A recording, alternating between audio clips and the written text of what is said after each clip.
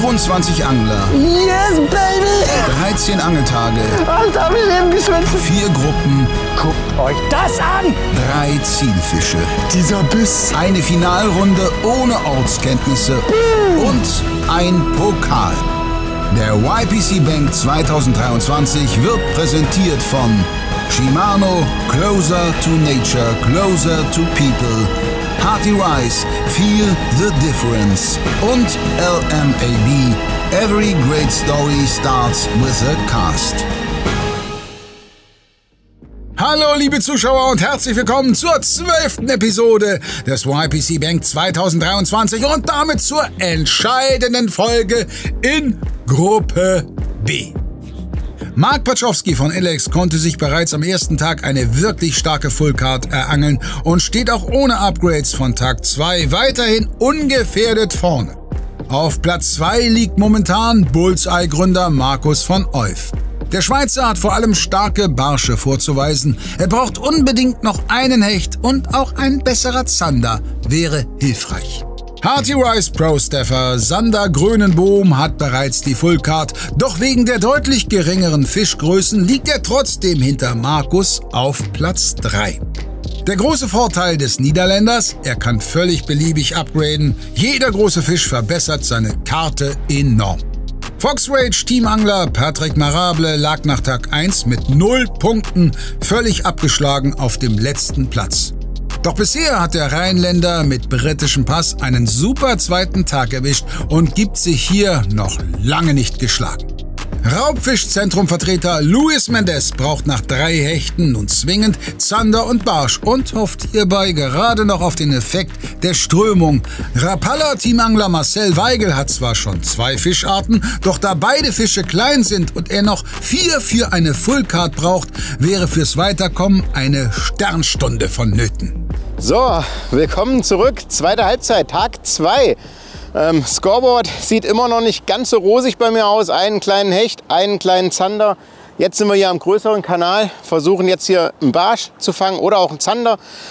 Machen das Ganze mit Gummifischen, jiggen hier raus Richtung Fahrrinne. Und ja, irgend so eine Legende aus den USA hat damals schon gesagt, man soll niemals aufgeben. Und das machen wir auch nicht hier und deswegen geht das jetzt hier weiter.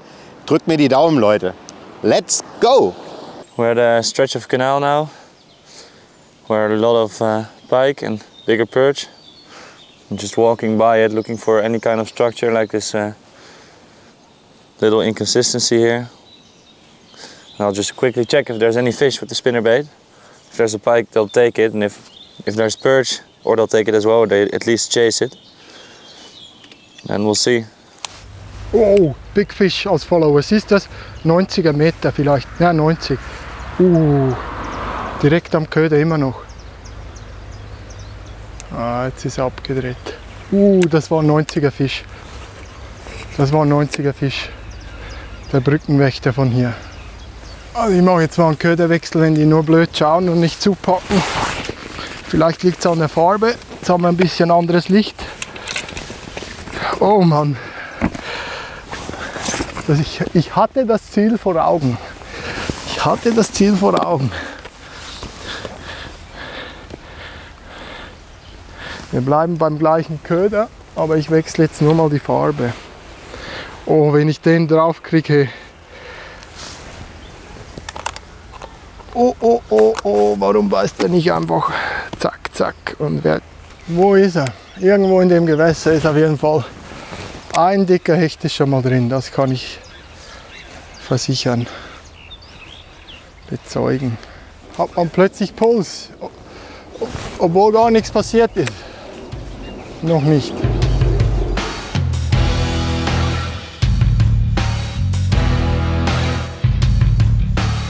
Oh, Biss gehabt. Fisch! Ah, fuck! Nein, nee, das darf doch nicht wahr sein! Ey. Was ist heute für ein Tag? Das darf echt nicht wahr sein. Die nehmen aber wirklich soft, aber verdammt. Warum hängt der nicht? Hey? Ah, wow. Ich habe den Fisch abdrehen gesehen beim Anhieb. Gesagt so Mitte 60, vielleicht 70, aber Mitte 60 sicher.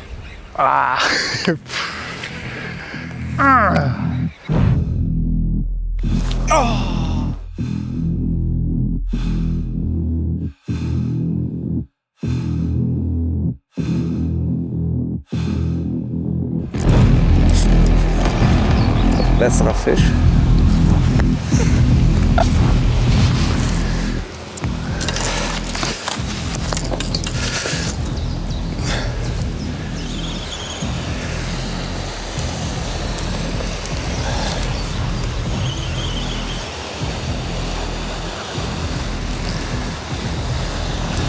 Könnte vom Biss her ein Zander gewesen sein.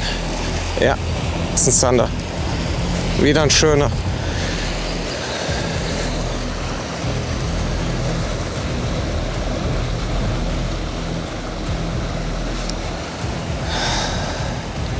Glaubst du, dass ich jetzt richtig Schiss habe, den zu verlieren?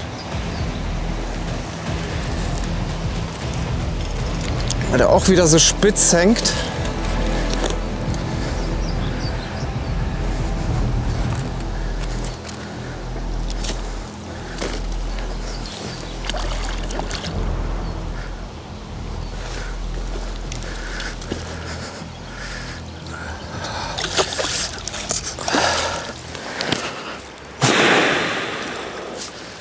Es hat geklappt.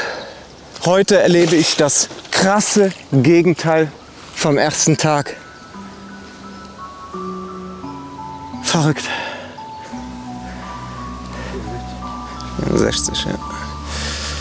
Und plötzlich steht Patrick auf einem Qualifikationsrang. Mit 0 Punkten gestartet ist die Karte mittlerweile voll. Und weil sich die Fischgrößen wie bei diesem Zander mitunter echt sehen lassen können, schießt er von Platz 4 auf Platz 2 an Sander und auch an Markus vorbei. Nein, hey. Irgendeiner noch fragen. Da war der nächste Hecht.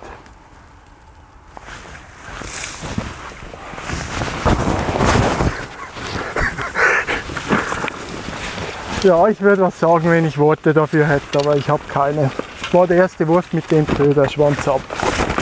Kein Haken wieder. Ich habe extra kleiner gefischt, in der Hoffnung, dass eben dann die Fische hängen bleiben. Aber im Moment bin ich gerade etwas ahnungs- und wortlos.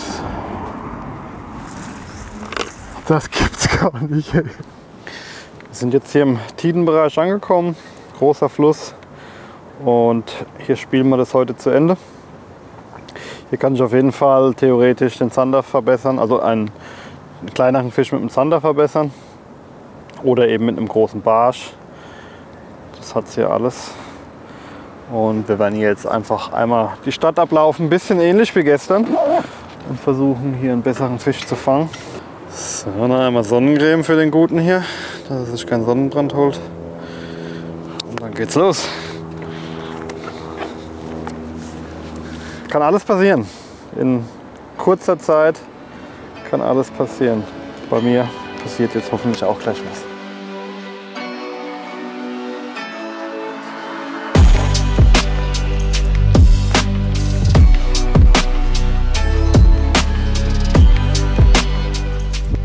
Soll ich jetzt hier abhauen oder nicht?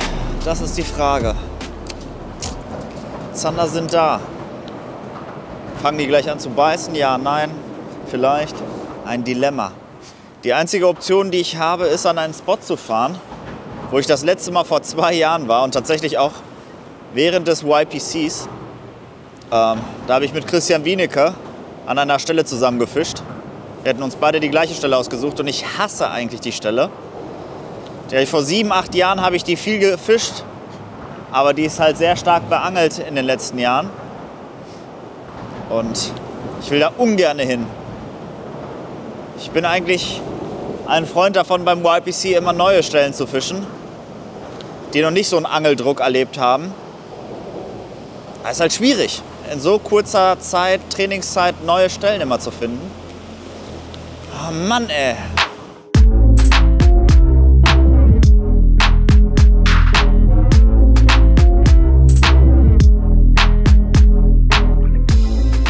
Ich fische hier die Fox Rage Terminator Giga Finesse, und das ist eine Route mit einer Länge von 2,40 Meter, Wurfgewicht 7 bis 28 Gramm.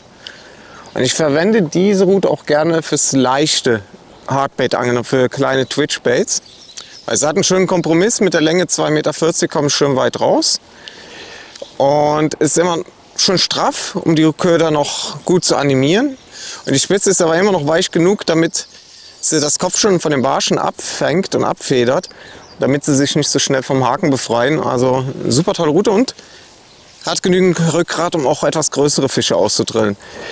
Benutze ich natürlich am allerliebsten für Softbaits, also für das leichte Jiggen, auch schon mal für Dropshot und Slide Rig. Aber wie gesagt, auch für Hardbaits hier eine tolle Wahl. Wenn es größere Hardbaits sind, dann kommt die Baitcaster zum Einsatz. No. I'm also gonna call it a day here quite quickly because there's no current coming out. And we have plenty of pike spots to try. We'll make a few casts at the corner and then move on.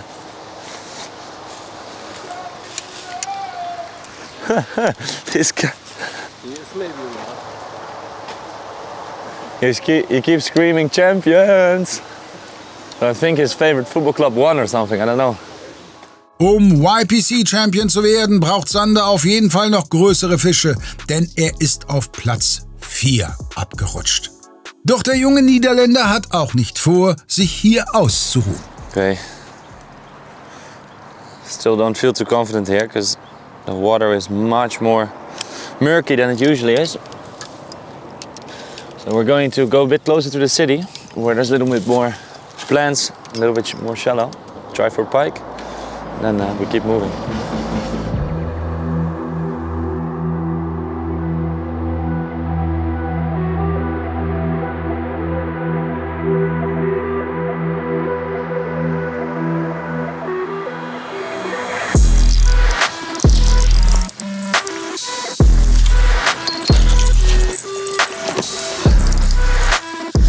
Da habe ich richtig gesehen, wie der den genommen hat. Also fett, ist ein schöner.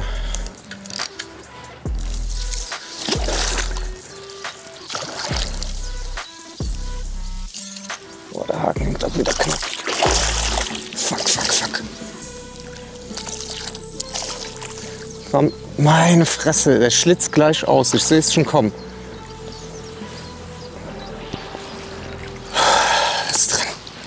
Schöner.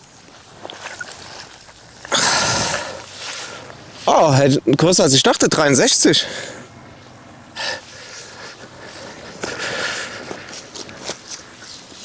So. Die gehen aber auch ab.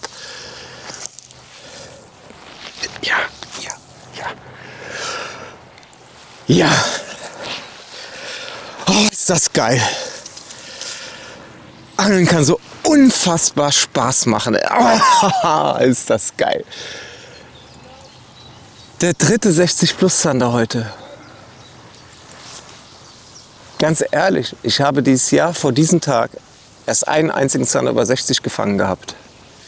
Meine Top 3 vor der YPC, der größten Zander des Jahres 2023, Zander lief bei mir nicht gut, war 65, 55, 54. Ja? Jetzt heißt 65, 64, 63 und 2 davon von heute. Richtig nice. Und das Verrückte ist hier, ich hatte einen Fehlbiss, habe dann langsam herangetwitcht und dann habe ich gesehen, wie die was genommen hat, habe nicht genau erkannt, was es war, nur so ein Schatten, aber so richtig, und dann den Druck auch schon gespürt und dann, als ich angeschlagen habe, die Flanke von Zander und ja, da war klar, wieder ein schöner Fisch und 63 cm, das bedeutet für mich wieder richtig fette Punkte. Also 63 ist schon über 80. Also heute läuft wirklich unfassbar gut. Es ist ein Traum. Der Sahnetag geht weiter und da die Konkurrenz momentan wenig entgegenzusetzen hat, wird Patricks Ausgangslage immer besser. Ein kleiner Barsch fliegt aus der Wertung, ein Upgrade von fast 30 Punkten festigt den 2. Platz. Oh, da war ein Biss. Ich wollte gerade sagen, ich scheue meinen Kameramann gerade durch die City mit Vollgas. Ist echt schlecht heute. Bin gespannt, wenn die anderen fangen. ist jetzt nicht so, dass ich hier versuche, irgendwie Zeit zu vertrödeln, weil ich mich sicher fühle, dass ein Fisch, aber es ist ein kleiner Zander. Ich würde echt gerne noch ein paar Punkte gut machen, aber im Moment sieht es schwierig aus. Rein.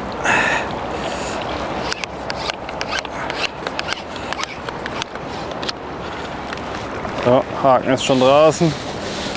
Also wie ihr seht, Mini-Zander.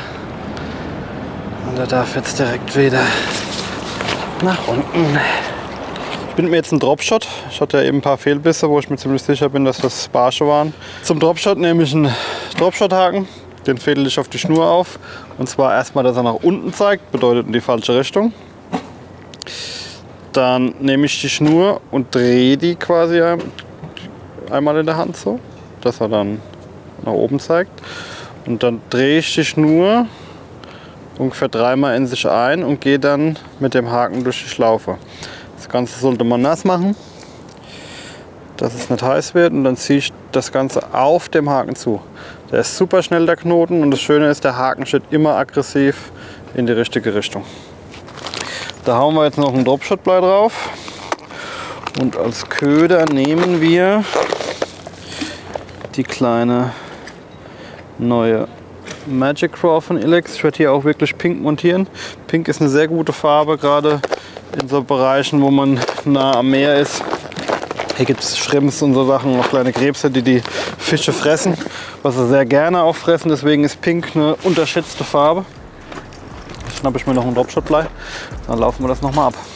Auch wenn Mark weiterhin keinen Wertungsfisch melden kann, er ist noch immer in einer sehr komfortablen Situation, was Luis nicht von sich behaupten kann.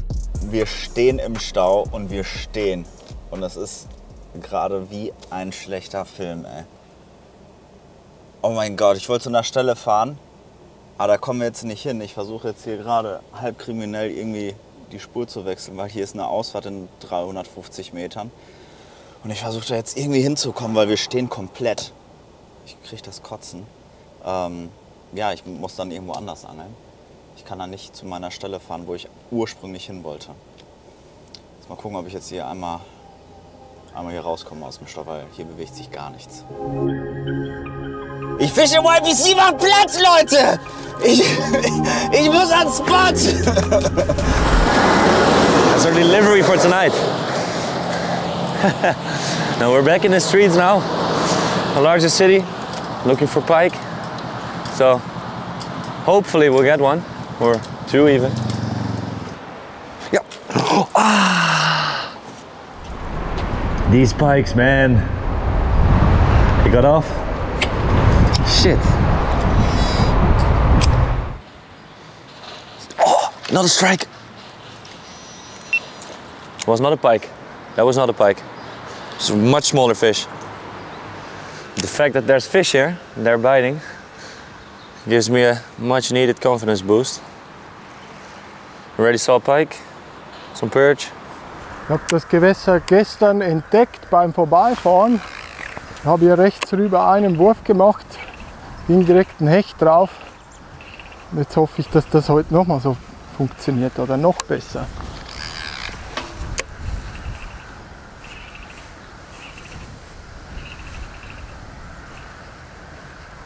Oh, da unten steht er sogar, siehst du? It took it. Siehst du? Er ist da.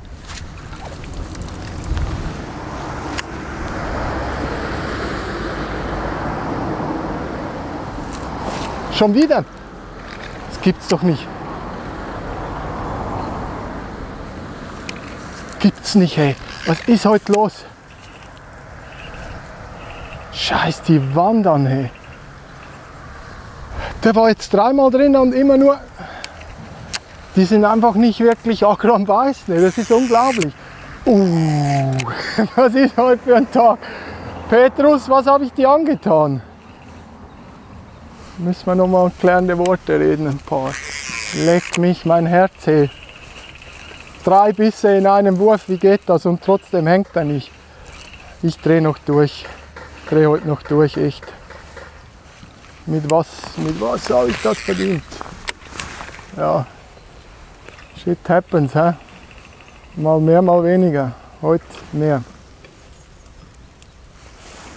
Der hat dreimal drauf rumgekaut und bleibt nicht hängen.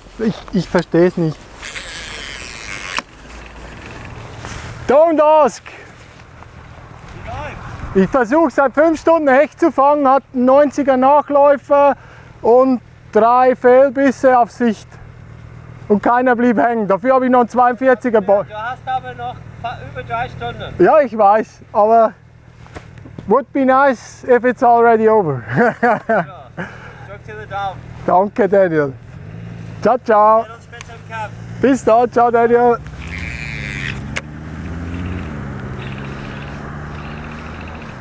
Ja, so klein ist Holland. Hä?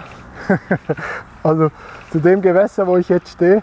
Ich habe das eben gestern beim Vorbeifahren entdeckt, für mich entdeckt. Aber Daniel scheint auch gerade in der Region unterwegs zu sein. Und er hat ja lokalen Support im Training von Micky. Also glaube ich, ganz verkehrt können wir hier in der Theorie nicht sein. Die Praxis hat ja gezeigt, dass Hecht hier ist. Einer hat mir gnädigen Schwanz abgebissen und der andere halt die Haken wieder nicht erwischt. Tja, der nächste hängt. Bin so überzeugt, dass heute noch ein Hecht beißt. Ich weiß es einfach. I know it. Auch wenn es Markus nicht gern hören wird, seine Hechtflaute trägt hier erheblich zur Spannung bei, denn momentan reicht Sander ein minimales Upgrade, um am Schweizer vorbeizuziehen. Patrick hingegen scheint seinen Traumtag fortzusetzen. Aber komisch. Ja, müsste eigentlich Zander sein. Ja, so wie ich sehe, ist es ein Zander.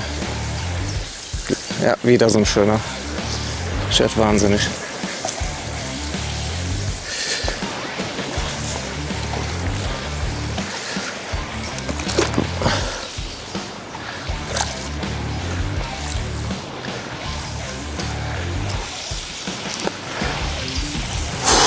Das hat jetzt ein Knie geknackt. Wow. 64. So.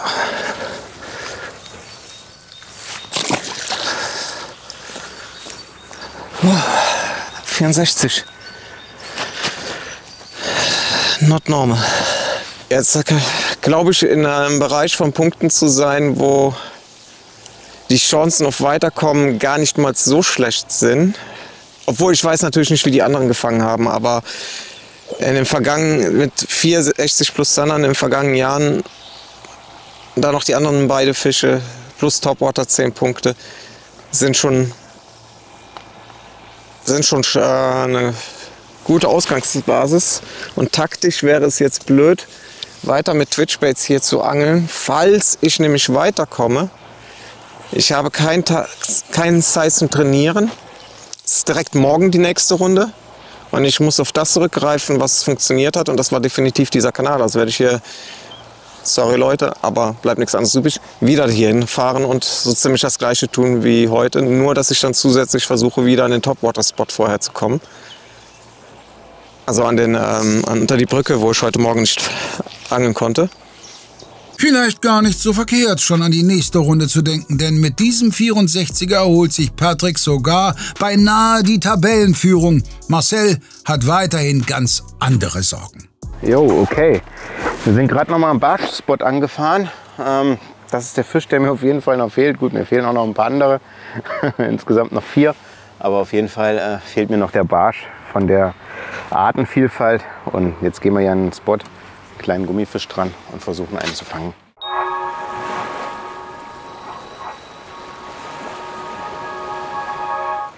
Als Marketingleiter bei Hecht und Barsch besorge ich für unsere Aktion immer die Kostüme für meine Kollegen und hoffe damit, ihnen Freude zu machen. Aber heute war es irgendwie anders. Die Kostüme sind da. Wer will sich verkleiden? Hallo! Naja, dann mache ich es halt selbst. So eine dämliche Idee. Nee, warte, wo geht denn das rein? Irgendwie viel lustiger, wenn andere das machen. Jetzt sagen, Kostüme sind ab sofort gestrichen, ne? Unser Grusel-Gambling geht in die nächste Runde. Süßes oder Saures, auch in 2023. Für eine 29,95 mindestens 42 € Warenwert sicher, aber bis zu knallsüßen 1.400 € Gewinn. Vom 10. bis 31. Oktober nur auf hechtundbarsch.de und nur solange der Vorrat reicht. Meine absolute Lieblingsroute, die neue Shirasu M8 mit einem unserer neuen Shirasu Wobbler. Junge, da raubt er. Oh, dann hol sie dir, Dirk. Dirk, hol sie dir. Junge, alles voll ey. Alter! Leute, das habe ich eigentlich anders gemeint. Ja, Wojnski! Beim nächsten Mal klappt es.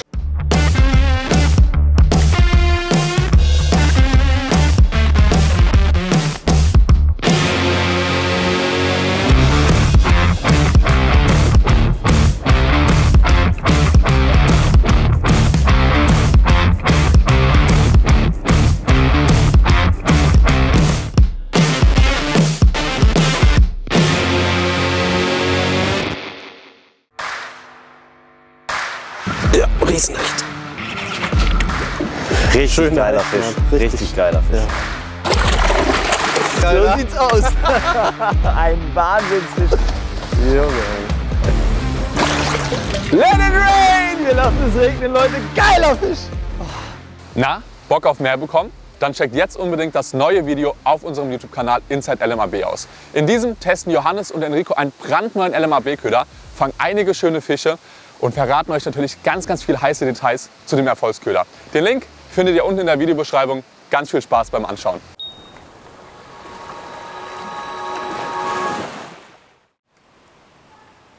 Fisch, Fisch, Barsch. Barsch. Oh, ich weiß nicht, der ist auch sehr klein. Der ist auch sehr klein, aber wir messen den auf jeden Fall diesmal.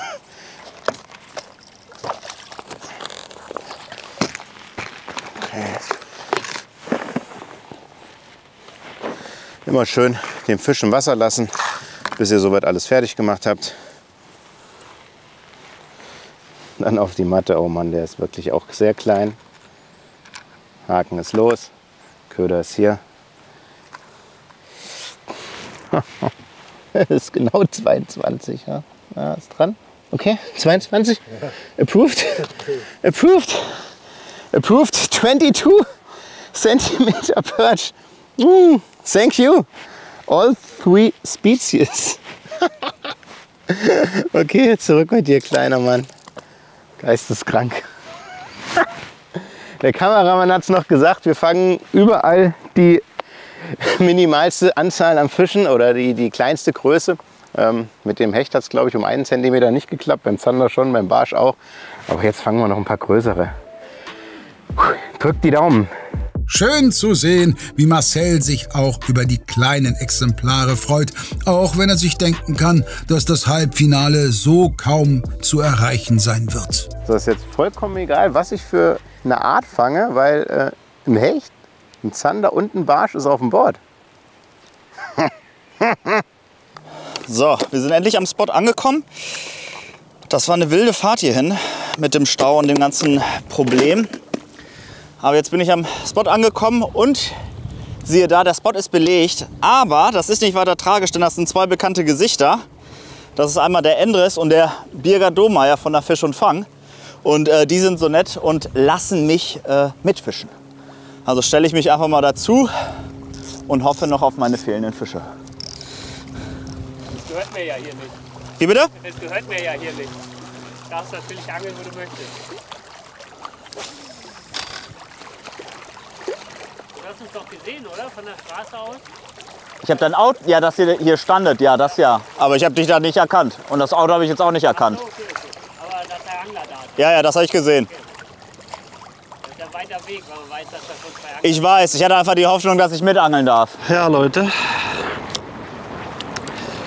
Bei mir läuft es heute überhaupt nicht, muss ich sagen.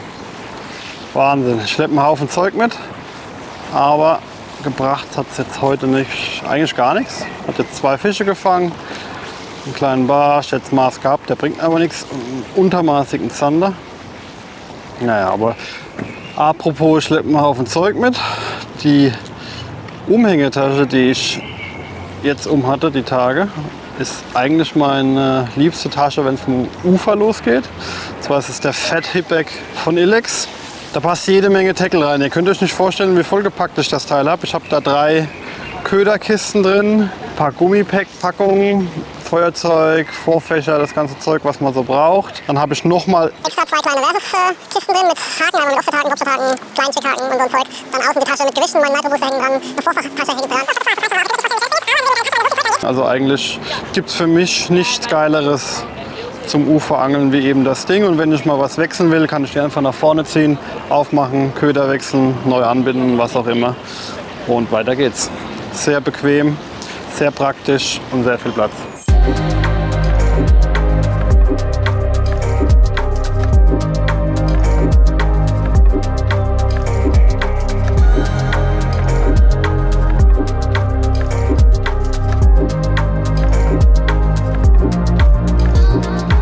Hechtfang ist immer noch der Plan. Jetzt an dem Polder war es so, vorher war ja das Wasser klarer, hinten wurde es immer trüber. Jetzt bin ich zurück hier ist jetzt aber auch schon trüb. Und drumherum haben wir ganz viele Bauern gesehen, die gerade Gülle fahren. Jetzt versuche ich hier einen Seitenpolder auszuweichen, hoffe, dass da das Güllewasser nicht reinzieht, weil da, wo es trüb war, ging gar nichts. Ich sage jetzt mal, mein Hecht wird für mich alles entscheiden, wie es aktuell ist. Ich weiß nicht, was die anderen gefangen haben. Darum wäre es jetzt halt schon wichtig, dass endlich einfach einer hängen bleibt. Wenn er nur 45 hat, okay, aber einfach ein Hecht.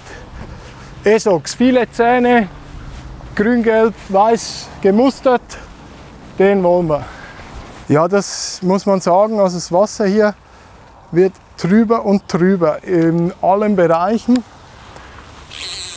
Ich gehe wirklich davon aus, irgendwo wird ein Bauer auf dem Acker daneben Gülle fahren und dann spült es da natürlich einen Teil aus. Das mögen die Fische nicht, sind da meistens in dem Zeitraum nicht aktiv. Und die Bisse, die wir jetzt hatten, hier waren alle im klareren Bereich. Jetzt schauen wir, ob es hier hinten in diesem Querpolder eben besser wird oder nicht. Wenn es hier nicht besser wird, machen wir nochmal Spotwechsel und fahren dahin, wo wir vorher waren. Weil Hecht gibt es da, das haben wir gesehen. Und bestenfalls ist der dann nicht so trüb. So, hier ist ein kleiner Ast, der so quer über das Wasser geht. Da kann man eigentlich ganz schön demonstrieren, wie man Köder retten kann, wenn man sie über einen Ast geworfen hat. Und da ist es natürlich besonders einfach. Zack, oh mein Gott, ich habe in den Baum geworfen. Man kurbelt ihn heran und man sieht ja hier, wie er jetzt wippt. Man muss halt warten, bis er wieder von einem wegwippt und das dann beschleunigen. Ich demonstriere jetzt nochmal an der Hand. Meine Hand ist der Ast. Na, sieht jetzt ein bisschen unbeholfen aus, aber versuchen wir mal. Also es ist der Ast. Der Köder wippt zu euch hin. Der Köder wippt von euch weg. Und wenn er von euch wegwippt, diese Beschleunigungsenergie, die jetzt entsteht bei dem Schwung, die müsst ihr noch mit einem leichten Ruck aus dem Handgelenk maximieren. Und dadurch wird er hochgeschleudert und fällt über den Ast. Dumm natürlich, wenn direkt darüber auch ein Ast ist und der Haken dann da drin hängen bleibt. Da müsst ihr immer so ein bisschen mit drauf achten. Ist keine 100%ige Methode, aber es hat mir schon sehr, sehr viele Köder gerettet. Also, wenn ihr mal so einen Ast seht, der übers Wasser hängt und wo im Prinzip nichts verloren gehen kann, probiert es mal aus. Übt es und wenn ihr dann irgendwann tatsächlich über einen Baum geworfen habt, jeden Köder, den ihr damit gerettet bekommt, ist eine coole Sache. Fisch.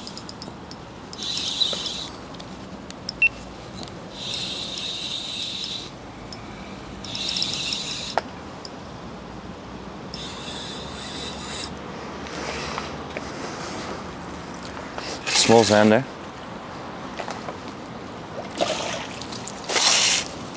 It's not really what I was looking for though. And the net is also wet, so that's good, huh? Always so frisky, these little zanders. Shh. Chill out, please. 43, I think. 43, yeah. Yeah. Alright. Beautiful fish. I'll release it quickly. Bye. I don't know if that's an upgrade. I don't think so. It's my smallest zander and it's no more points than a 30 centimeter perch. So. Richtig gerechnet. Dieser Zander ist kein Upgrade und dass Sander vor allem den Hecht im Visier hat, macht absolut Sinn. Hier ist das Upgrade-Potenzial am größten. Momentan würde Sander ein 60er Hecht für den 3. Platz reichen. Marcel greift unterdessen zu unpopulären Mitteln. So, zu unserer allen Freude werden wir jetzt noch eine Runde schleppen gehen mit den DT10. Caribbean Shad ist die Farbe. Ja, hat mir schon echt schöne Fische bisher beschert. Und ich hoffe auch gleich nochmal am Barsch. Kann auch gerne ein Hecht sein. 3 Stück brauchen wir noch.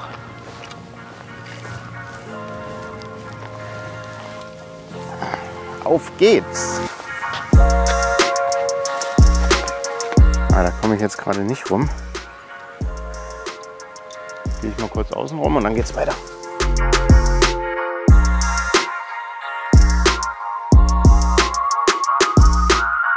Wir hier drüber und drüber.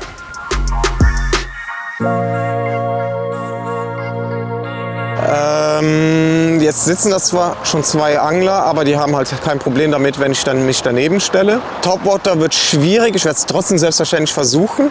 Aber ich denke mal, da war schon zu viel Action, dass die Fische da nicht mehr darauf reagieren werden. Und der Wasser ist auch ein bisschen niedriger als zum Beispiel gestern früh.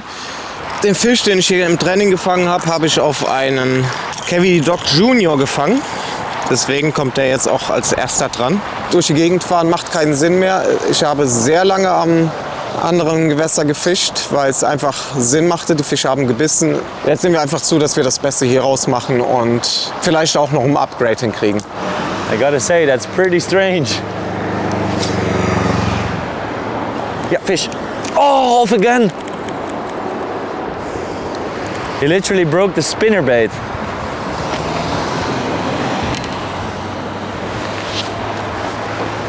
I've never seen that.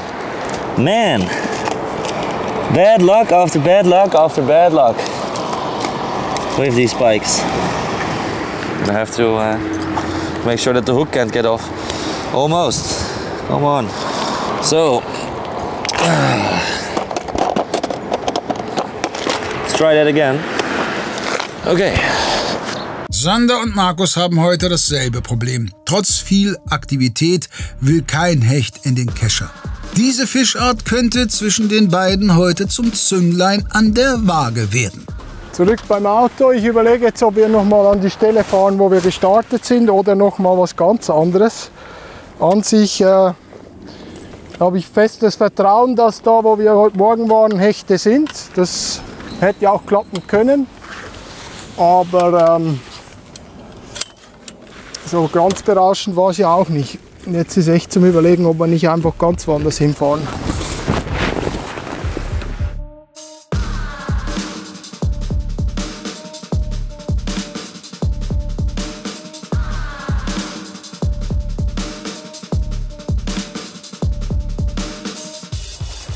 Fisch, Fisch on, Fisch on.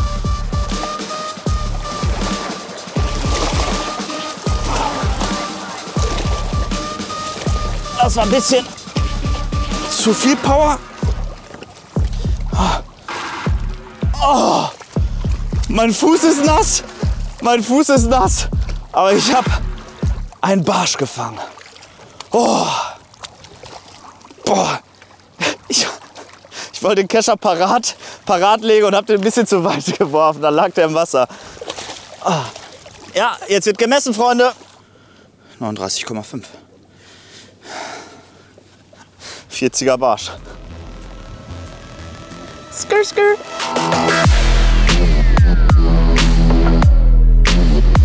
Vielen Dank für deinen Besuch. Und du weißt, wie die Regel ist, du darfst schwimmen, aber verpetz mich nicht. Boom!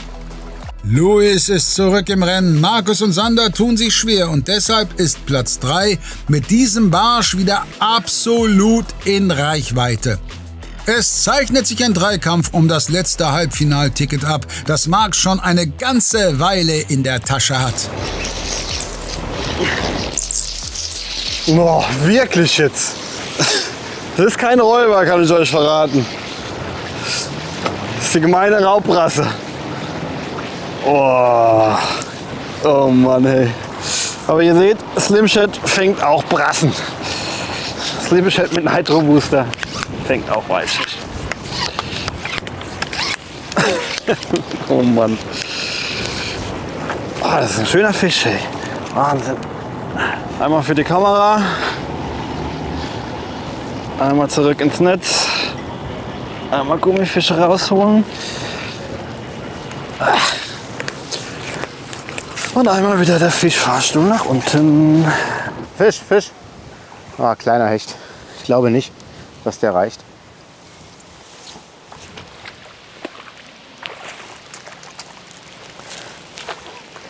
Ich glaube nicht. Ich glaube, der ist zu klein. 43. 43. Kleiner Hecht. Der darf wieder rein. Okay. Okay. Okay, wir machen einen letzten Spotwechsel. Wir fahren nochmal an den großen Kanal, versuchen da noch einen Zander und am liebsten 2 Barsche zu fangen. Ich gucke mal, wie lange wir da hinfahren. Denke mal so in einer halben Stunde müssten wir da sein. Lohnt sich das? 19 Minuten. 19 Minuten. Nochmal 10 Minuten bis zum Auto joggen. Dann 19 Minuten fahren. Halbe Stunde. Dann haben wir noch eine Stunde da zum Angeln. Ungefähr richtig gerechnet, Herr Kameramann? Jawohl, dann let's go. Topwater, wie ich es auch hier jetzt erwartet habe, lief nicht. Ich habe gehofft, dass hier noch funktioniert, geht nicht. Nochmal irgendwo anders hinzufahren macht keinen Sinn. Also wird jetzt einfach noch mal ein bisschen gejiggt, ein bisschen Finesse, einfach mal ein bisschen durchprobiert, die Zeit einfach hier ausnutzen, um möglichst intensiv zu fischen und dann schauen, was bei rumkommt. Es kommen normalerweise an solche Rigs, die über den Grund geschliffen werden, Offset-Haken, weil man die nicht so schnell am Grund festsetzt. Aber ich werde einen Köder aus TPE verwenden. TPE ist ein auftreibendes Material, sprich der Köder schwebt und da kann man auch mal einen Einzelhaken verwenden, wo die Bissausbeute dann besser ist. Wenn man den Haken findet, irgendwann. It is a bit too shallow, I think. You can try it anyway.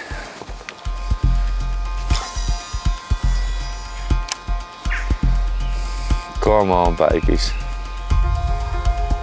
Oh, there's one. Yep.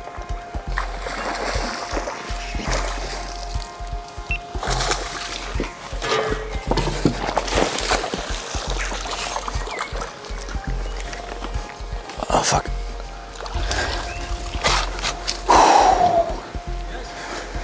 Yes! That's a better one. Oh. Okay. Measure my little friend here. 68? 68, yeah.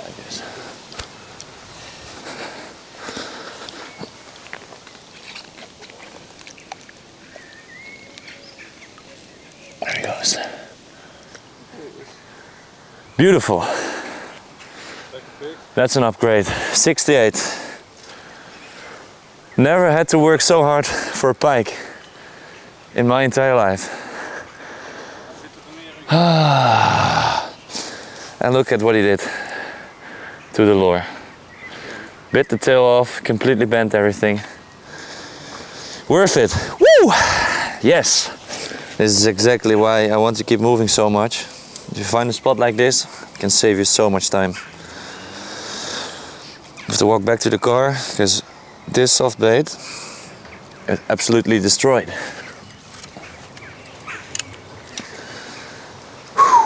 All right, there's some stress coming out.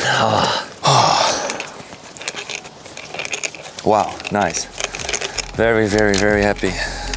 Der Fluch ist gebrochen. Nach etlichen Fehlversuchen kann Sander endlich seinen Upgrade-Hecht landen und zieht damit an Markus vorbei, der immer mehr in Bedrängnis gerät. Endspurt. Wenn ich jetzt, wann dann? Wenn ich hier, sag mir wo und wann. Ich fange jetzt hier den Hecht, weil jetzt ist aber wirklich allerhöchste Eisenbahn. Jetzt kann ich mich nicht mehr zeigen nachher. Gehen wir hier einen Kopfbereich seitlich und gegenüber die Seite im hinteren Bereich kriegt er auch noch einen Haken. Ready to catch.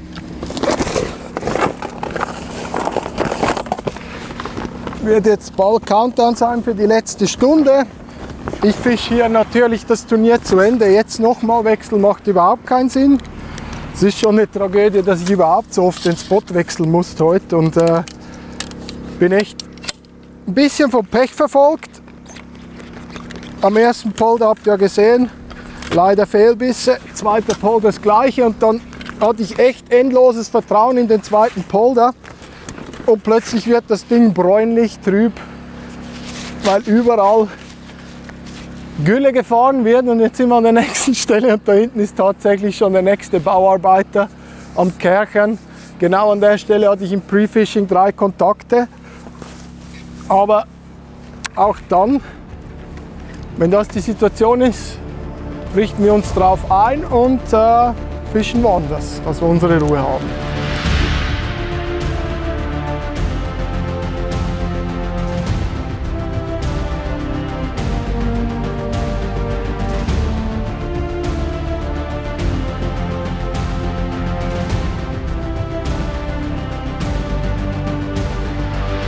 Oh, da hatte ich einen Biss. Boah, ist der drauf gescheppert. 38, 37,5. Immerhin noch ein schöner Zander. Reingetockt. Und ciao. Dankeschön. Oh, there's he coming. Yeah. Oh, I could see him from far away.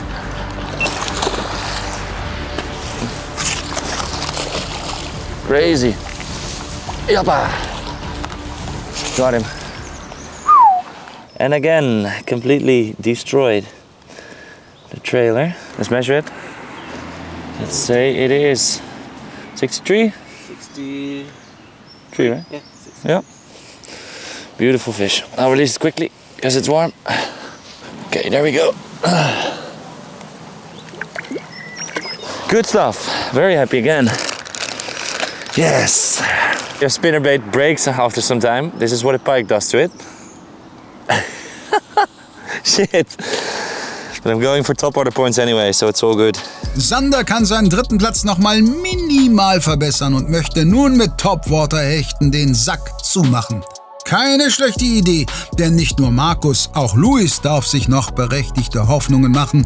Momentan reichen ihm 2 maßige Zander fürs Halbfinale. Doch die Uhr tickt. Leute, ein richtiger Krimi. Die letzte Stunde hat angefangen. Ja, aber was heißt angefangen? Ich habe noch 35 Minuten. Ich hatte gerade 2 Fehlbisse hintereinander. Höchstwahrscheinlich Zander. An der Stelle ist so eine Rinne. Da strömt es jetzt extrem, weil wir auflaufendes Wasser haben hier in dem Gewässer. Und da stehen gerne Zander. Boah, und der eine Biss war brutal, aber beide nicht hängen geblieben. Auf Motor-Oil, den habe ich jetzt gerade abgerissen. Das ist auch das Problem an dieser Stelle. Da sind viele Steine, sehr starke Strömung jetzt gerade. Da bleibt man gerne mal hängen. Man muss da wirklich mit dem Feuer spielen und den Köder genau in dieser stark beströmten Rinne führen, nah am Grund, und dann kommen sie. So, ich mache mir jetzt den Köder noch mal dran, den Motorbug.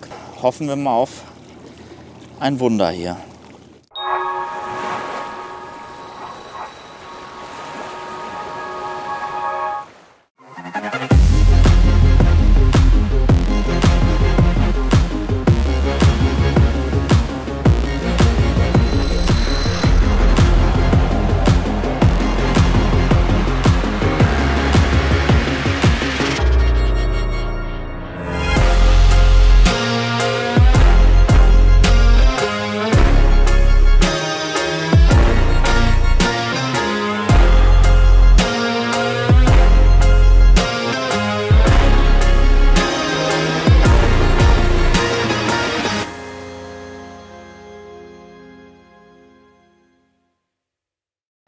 JetBoost verschafft dir am Wasser einen Vorteil, indem es die Wurfweite und Präzision im Vergleich zu anderen Hardbaits gleicher Größe und Gewicht deutlich verbessert. JetBoost nutzt die Zentrifugalkraft des Wurfes, um ein Gewicht im Inneren des Köders beim Ausholen nach hinten zu verlagern und es anschließend wieder nach vorne zu schieben, wenn der Köder durch die Luft katapultiert wird. Sobald der Köder auf der Wasseroberfläche landet, ist das Gewicht sofort wieder in perfekter Balance und der Köder läuft schon beim ersten Ankurbeln perfekt. Das ist JetBoost. Du interessierst dich für die gefischten Produkte aus dem YouTube Predator Cup und möchtest sie im Angelladen in die Hand nehmen? Dann mach dich auf zu deinem YPC Megastore. Südwestlich von Berlin und Potsdam, direkt an der A2, ist das House of Tackle in Kloster Lenin. Auf 800 Quadratmetern Fläche stehen dir freundliche und kompetente Verkäufer mit Rat und Tat zur Seite. Ganz egal, ob du dich gerade durch den riesigen Tackle-Dschungel kämpfst oder ob du in der großzügigen Chill-Area ein paar wissenswerte Informationen über die neuesten Trends, die besten Gewässer oder die fängigsten Köder in der Region aufschnappen willst. Ein großes Becken zum Testen von Ködern und diverse Präsentationsinseln helfen dir ebenfalls, die richtige Kaufentscheidung zu treffen. Ganz egal, ob du auf Raub oder auf Friedfisch losziehen willst. Und damit du immer die passende Kleidung trägst, rundet ein wirklich sehr umfangreiches Textilangebot das Sortiment wunderbar ab. Du kommst aus Berlin oder Brandenburg und warst noch nie da? Auf ins House of Tackle. Eine Übersicht über alle YPC Megastores findest du auf lmab.de/megastores. So sieht er also aus, der Hecht und Barsch Raubfisch Adventskalender 2023. Das perfekte Produkt, das perfekte Geschenk für alle Raubfischfreaks. Denn die Ködervielfalt zum Hecht, Barsch und Zanderangeln ist einfach großartig. Für alle Sparfüchse, denn für nur 99,95 € bekommt man hier einen Warenwert von über 200 €. Für alle Sammler und Liebhaber, denn alle enthaltenen Produkte wurden exklusiv nur für diesen Kalender produziert. Und natürlich für alle Glücksspielfreunde, denn jeden Tag wartet ein goldenes Ticket. Je früher du bestellst, desto größer die Wahrscheinlichkeit, den Jackpot zu knacken. Deswegen ran an die Tasten, den Link zum Produkt findest du unten in der Videobeschreibung.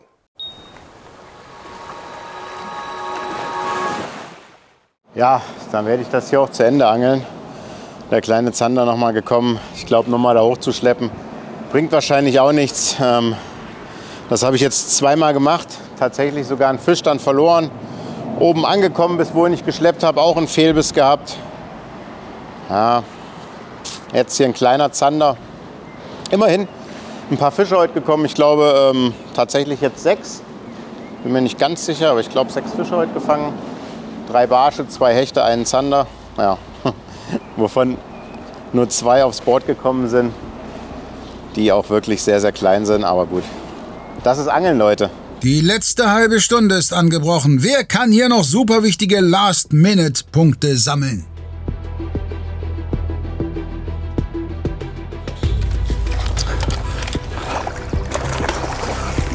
Was sei 45? Und ich glaube, der hat 45. Ich glaube, der hat 45. Wenn der 45 hat, dann gehen wir noch Eis essen, Kameramann.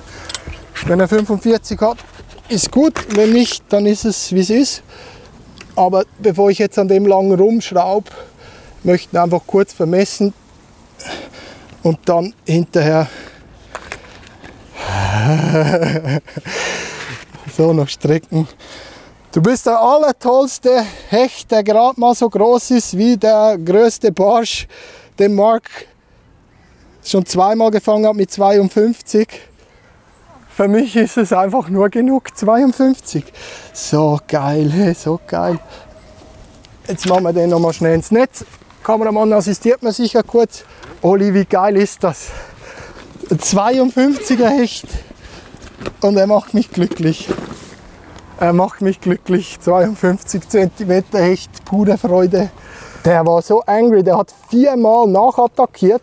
Beim ersten Biss hat er mir direkt den Schwanz vom Köder wieder zerledert und hat dann aber nachgebissen. Ich habe den Köder voll durchsacken lassen und einfach gewartet, bis ich Spannung in der Schnur hatte. Und zum Glück blieb er dann irgendwann tatsächlich hängen. Machen wir gar nicht lang rum, ab ins Wasser mit dem kleinen Wilden hier. Dass du mal groß und stark wirst. Der Held dieses Films ist dieser 52er Hecht.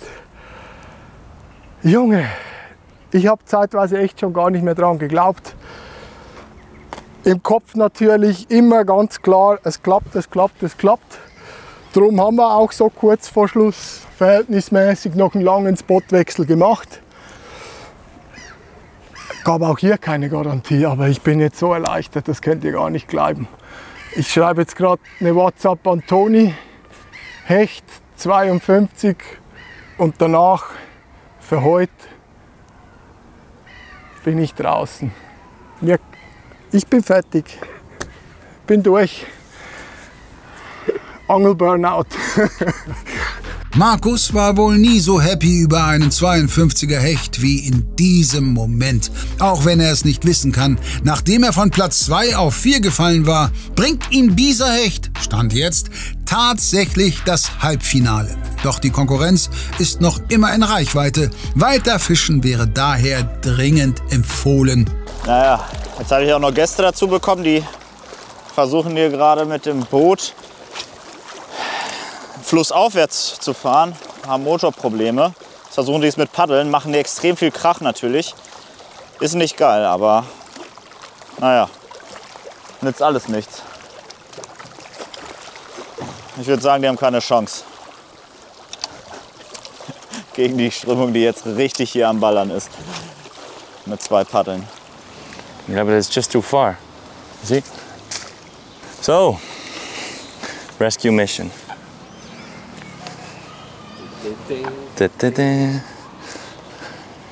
Oh, this is gonna feel so bad. I got stung. Oh, I really don't want to step in here. Look at these bubbles, man. Trust me, it smells like death.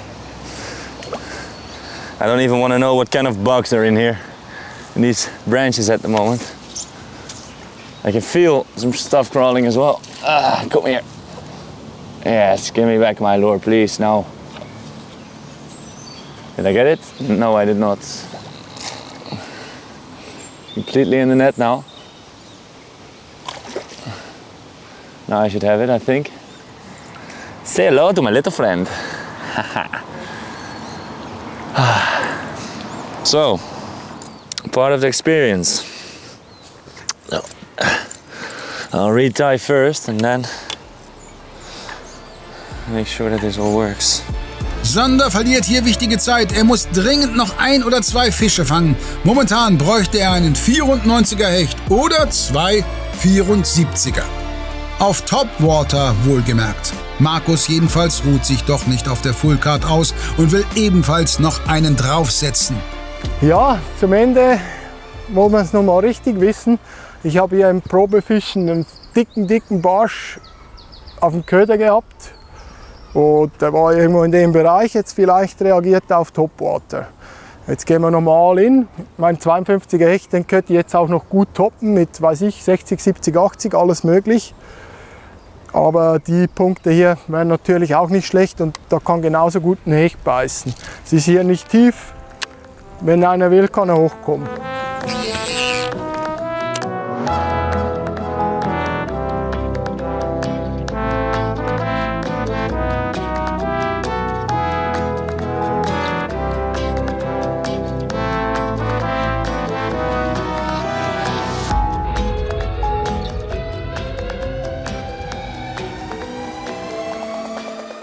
So, back in business. I'm back in pants. Nice and wet pants. Look. Okay. I think it mostly smells horrible.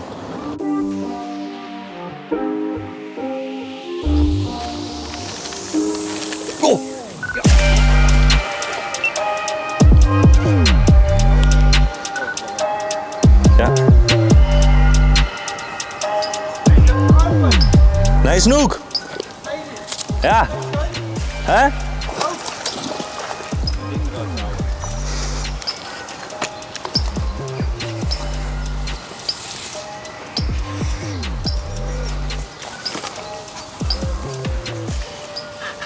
On top order. On top order. Ah, yes. Yes! That's why I swam for this crocodile lure. Okay. It's like a snake. Oh. Stay on here. So, let's see what we got. 6? 77 even. Yes! Den ganzen Tag die Zähne an den Hechten ausgebissen und plötzlich kommt einer nach dem anderen. 77 Zähler plus 10 Topwater-Punkte. Platz 3 ist damit noch nicht zurückerobert, doch Sander kann entscheidend verkürzen. Jetzt würde ein 67er auf Topwater fürs Halbfinale reichen. Wer hat hier heute das letzte Wort? On the hideous lure, almost as old as my fishing career, and it still works. 77 on top water, amazing.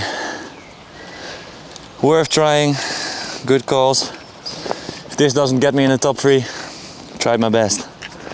Meine letzten 10 Minuten sind angebrochen. Ich mache jetzt nochmal einen Köderwechsel. Ich versuche es mit einem Blade.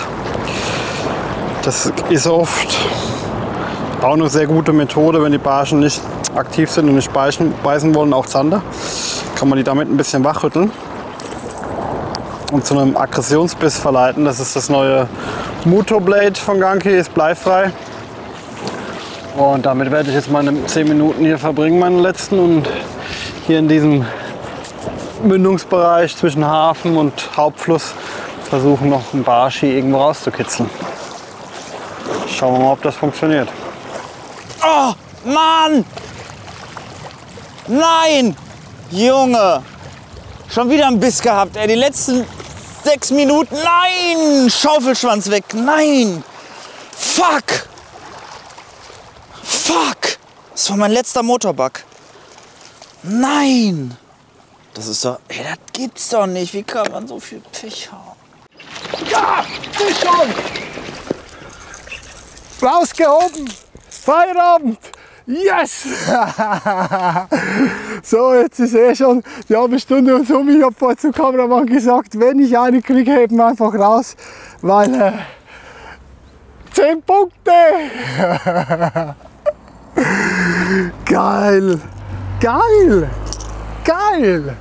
So sehen 10 Topwater-Punkte aus. Ich habe hier vorher noch nie einen Barsch gefangen, aber gemerkt, es gibt welche. Yes! Dreamcatcher von Topwater Productions hat mal wieder das gemacht, was er am besten macht. Fische fangen außerhalb vom Wasser. Geil, Bene. Ein wunderschöner Barsch. Ich hätte nicht damit gerechnet, aber ich habe drauf gehofft. So geil, ich habe da jetzt sicher schon 15, 20, na mehr, x-fach dran vorbeigeworfen. Aber das ist das Schöne an den Barschen, gerade mit diesem, müssen wir vielleicht noch mal ein bisschen genauer zeigen, diesen Dreamcatcher. An sich Stickbait, Links-Rechts-Lauf, so wie ihr ihn führt, so läuft er. Hat hier unten aber so eine kleine Einwölbung und durch das ist immer so ein Schmatzgeräusch. Wenn ihr den im rechten Moment animiert, gibt er immer so eine kleine Blase und spritzt ein bisschen Wasser weg. Und dieses Bluppen, das macht die Barsche wahnsinnig. Das ist, gibt es Theorien, heißt ja, das sei das gleiche Geräusch, wie wenn die Barsche von der Oberfläche fressen. Und irgendwann, wenn man lang genug probiert, kann es manchmal funktionieren, dass dann die Barsche wirklich hochkommen und allein durch diesen auffälligen, aggressiven Köder und seinen Lauf dann zupacken. So geil. Und ich hab den Biss gesehen, aber beim ersten Mal hing er nicht. Das ist extrem wichtig bei Topwater-Angelei. Erst anhauen, wenn es in der Spitze zuppelt. Ich habe heute so oft daneben gehauen und dieses Mal zum Glück nicht. Geil, weitere 10 Punkte. Ich freue mich. Jetzt ist der Deckel drauf. Luis bekommt die Zander nicht, Markus jedoch seinen Topwater-Barsch und 10 entscheidende Punkte. Es ist Zeit für die Schlussworte. So wie es war es in Ordnung. Ich bin zufrieden. Ich bin eigentlich eher glücklich, weil mir hat es wirklich mega Spaß gemacht und ich bin dankbar, wieder dabei gewesen zu sein. Ich hoffe, ihr hattet genauso viel Spaß mit mir, aber auch selbstverständlich mit den anderen in meiner lieben Gruppe. Und wünsche euch weiterhin viel Spaß beim YPC und vielleicht sehen wir uns in der zweiten Runde. Und wenn nicht, geht ans Wasser, fangt die Fische. Allzeit Tight Lines. Und danke Fox Rage, dass ihr mich wieder hingeschickt habt. Oh, muss ich rekapitulieren, ey. Ich war so dicht an einer Full-Cut-Ranne. Das regt mich ein bisschen auf. Ich ärgere mich über mich selber, dass ich zu lange heute an dem ersten Spot geglaubt habe, nur weil ich da im Training, ich sag jetzt mal, Sternstunden erlebt habe. Ich konnte einfach nicht weg. Und dann, ja, zu viel Zeit verplempert. Habe einen 41,5 cm Zander heute gefangen. 5 mm vor einem Wertungsfisch. Und dann hier auch noch mal 3 Bisse gehabt. Oh, Mann, das ärgert mich. Das ärgert mich so sehr. Ich bedanke mich. Das wird definitiv nicht gereicht haben, um weiterzukommen. Da bin ich mir ganz sicher. Ich bin mal gespannt, wer weitergekommen ist. Jetzt fahren wir zur Siegerverkündung. Vielen Dank fürs Daumen drücken. Ich bin raus. YPC Bank 2023 geht somit für mich zu Ende. Ja, es waren auf jeden Fall 2 sehr, sehr harte Tage für mich, was das Angeln anging. Bleibt auf jeden Fall nur denen, die weitergekommen sind, herzlichen Glückwunsch zu sagen. Gute Arbeit, Männer.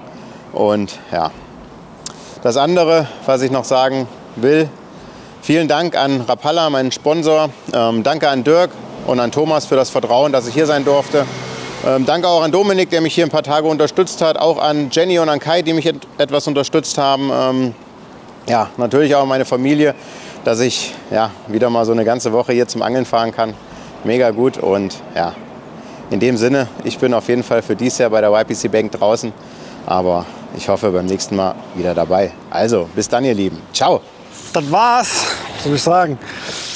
Ich mach's kurz, war ein schlechter Angeltag. Dafür habe ich an meinem ersten Tag zum Glück ordentlich gefangen, kann man nicht anders sagen. So Tage gibt es eben auch. Ich hoffe, dass es reicht. Ein bisschen Zweifel habe ich ja, muss ich doch sagen. Ich weiß ja nicht, wie es bei den anderen heute lief. Für mich war es auf jeden Fall zäh. Aber ihr wisst schon Bescheid und wir kriegen jetzt Bescheid gesagt. Zurück ins Camp und dann schauen wir mal, ob ich noch mal fische oder nicht.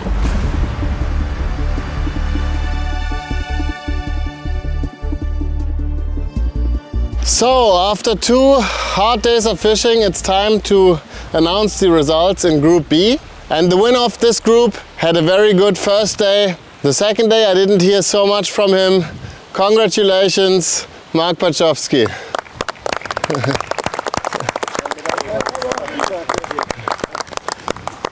For the second place, it was the other way around. No fish on the first day.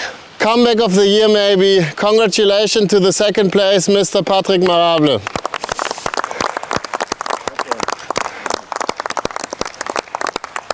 As you could already see in Group A, we have some 3D printed YPC Bank trophies, and I have to hand them over to the anglers who will not make it to the semi-finals this time. And this is Mr. Marcel Weigel and Mr. Luis Mendes. Thanks for taking part in the YPC Bank 2023. So that leaves us with 2 anglers, Markus and Sander. And so far, I think we had 5 participations of Dutch anglers in their home country. Not one of them had made it to the next round so far. Today it looked like this streak is going to end for a very long time, but then Markus got his pike and he makes it to the next round. Congratulations, Markus. Hol den Preis nicht ab. Thanks, Sander. It was very close. It was very close. Luckily it was. Herzlichen Glückwunsch. Job, man. Very well. I'm sure you did better. Das war also Gruppe B. Marc und Patrick reicht je ein herausragender Tag fürs Weiterkommen. Markus komplettiert das Halbfinale, indem es für die 3 Qualifikanten aus dieser Gruppe gegen Dustin Schöne, Landry Rosens und Herbert Ziereis gehen wird. Zunächst geht es aber am kommenden Donnerstag mit der Gruppe C weiter. In der Titelverteidiger Ton van Ham seiner Favoritenrolle bislang gerecht werden konnte und alles daran setzen wird, die nächste Runde zu erreichen. Doch auch Sami Muhib Veit Wilde, Malte Gatz und Alex Schmidt konnten bereits einige mitunter echt gute Fische in die Wertung bringen. Und dass eine Nullnummer an Tag 1 nicht das Aus bedeuten muss, hat Patrick ja soeben bewiesen und sollte Daniel Andriani zumindest ein kleines bisschen Mut machen. Wir bedanken uns fürs Zusehen und freuen uns über Likes, Kommentare, neue Abonnenten und Support in unserem Online-Shop und LMAB-Käufe im Fachhandel. Ciao!